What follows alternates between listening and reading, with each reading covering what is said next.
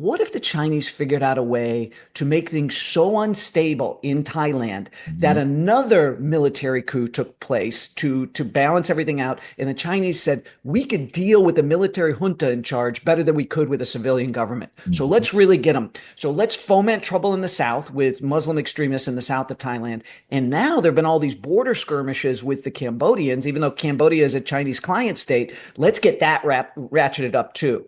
But let's make sure, because the Chinese are congenitally devious, let's make sure there's no Chinese fingerprints on this. So what are we going to do?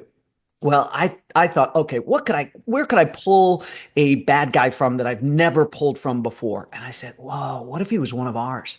What if he was an American? What if it was a guy we trained? And I've always been fascinated by this track that existed in the SEAL teams, where the SEALs started picking candidates out of their EOD programs.